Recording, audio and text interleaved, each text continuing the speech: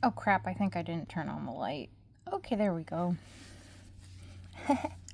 So, this is today's swatch because it's time to redo my vintage hand and then do a hand versus hand tomorrow with that OPI that I have that I thought would be a dupe but isn't a dupe, and it is what it is. So, I don't know if you guys remember these beautiful polishes. And part of the reason they're so gorgeous is because of the guanine. So while I paint my nails, I might go into a little rant about guanine and why I like it so much and why I'm so upset that everything is cruelty-free nowadays.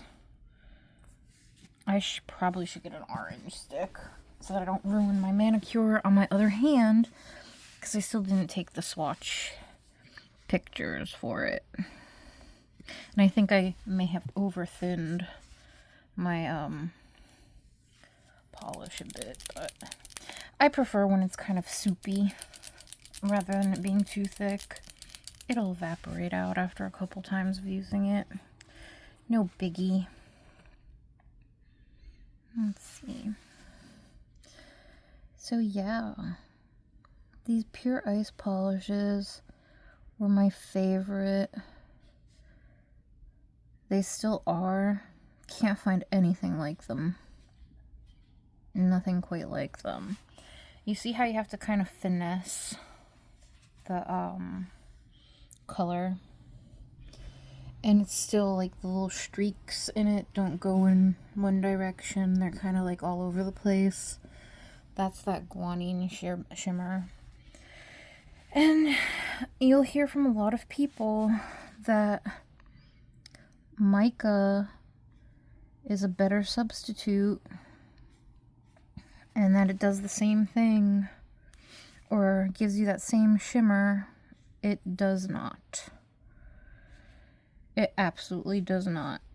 Mica is a poor substitute for guanine. And part of it has to do with the fact that it does not have the same refractive properties. I don't care what anybody tries to tell you. It does not. Mica does not refract in the light in the same manner as guanine. Guanine,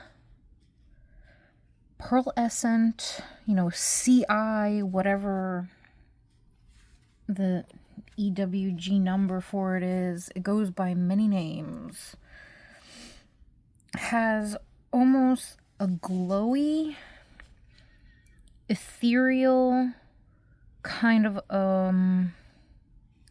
look to it in certain lighting that a mica or micro glitter doesn't hold a candle to.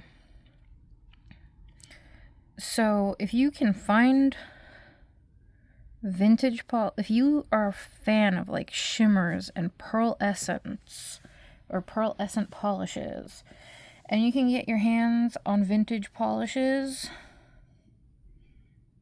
because that's like your favorite kind of a color to wear, yeah, get yourself the vintage polish. You can find them here and there. Some people are ridiculous with the cost of them. Like the pricing, that's kind of insane. Like the prices are kind of insane. I wouldn't go and spend as much as what some people are asking for them, like over $50 or whatever. I don't think I'd spend more than $20 on a bottle of vintage polish, if I'm completely honest, because guanine hasn't been completely eliminated from nail polish formulations.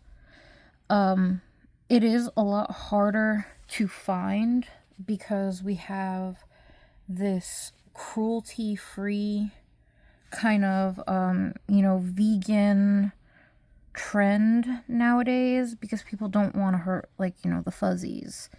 And I totally get that. I totally get not wanting to test cosmetics on like a little bunny or even a mouse. However, the guanine is extracted from fish scales, and people are still eating fish. People still have pets, and their cats are eating fish, okay? We can be manufacturing guanine for nail polish without it necessarily being completely cruel, because fish are still being eaten. And I think the number one source for guanine was herring. I think it also depends on what part of the globe you're from, because I know some places would make it from rainbow fish. And there's like another fish too that they would extract the pearlescent pigment from, the scales. Because it's not quite, like, I know like people say it's ground up fish scales. No. It's not quite ground up fish scales. What they do is the fish scales actually go through a process of like being cleaned and then heated, and then like I think there's something added to it to like detach that like pearl essence from the scale itself, and then the scale itself they get rid of. And all you're left behind with is that refractive layer that the fish scales had, which fish would use in the wild, I think, to camouflage themselves from their predators in the water. And that's why it has such a really cool refractive property in certain lights where it almost looks like it's glowing, because in the water that would kind of make them invisible. Like it would make them look kind of like they have it's just a ripple in the water, it's not a fish. And that's how they would hide from their predators, is their scales have that really cool refractive property. And then I don't remember, like, I read about it quite a bit, but some dude ended up figuring out how to remove it and then started creating cosmetics with it. And if I'm not mistaken, I'm pretty sure L'Oreal still uses it in certain cosmetics, because I think L'Oreal is like one of the only cosmetic brands that isn't cruelty free. Don't quote me on that. I might not be 100% correct on that. I'm not really quite sure. Oh, and I hope I'm keeping like my nails in frame while I do this. I know I'm having a really difficult time. I'm still, this is kind of like a learning process. I never thought I would have as many people watching my videos as I have. So like I didn't think that I would ever be doing something like this.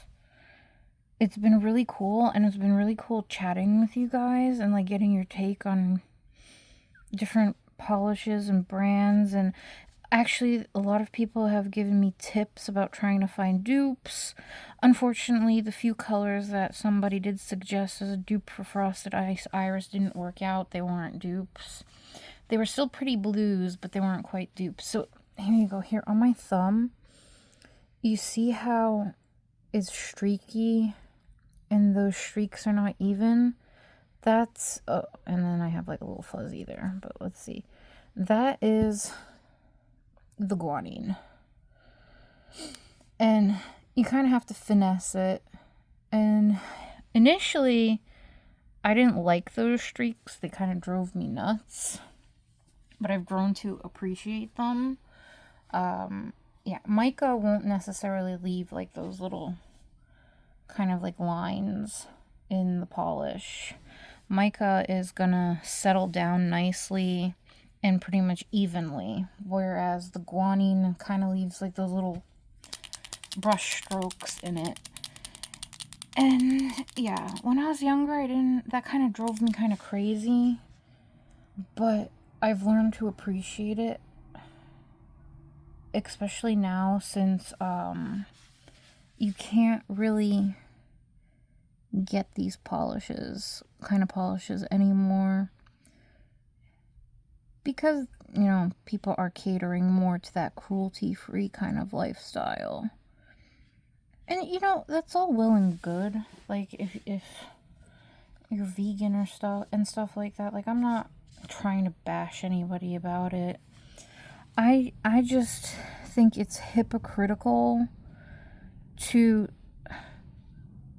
eliminate the animal byproduct from the nail polish when the animals are still being eaten. And it's like you're like, instead of like wearing the color with the pearl essence and honoring that fish that died, that's the way I look at it, that somebody ended up eating in a sushi roll or feeding to their cat, we're just throwing it all away and getting rid of it. Just going in the trash. I mean, I think that's kind of sad, don't you? I don't know. I'm kind of weird like that. But what are you gonna do? I'm probably gonna get my butt chewed off for being pro-guanine. But it is what it is. I mean, there's nothing quite like it. It is... You can't... Nothing synthetic can duplicate it. I don't care what anyone says. Its refractive properties are absolutely amazing. And nothing synthetic holds a candle. I think I kind of messed up that thumb. It kind of has a little dent in it, but whatever. Maybe some top coat will fix it later. Or I might do like a... I might try to fix it up a little bit off camera. But I think that's pretty good. But yeah, that's pretty much it. So this is... Where is the other guy? Hold on.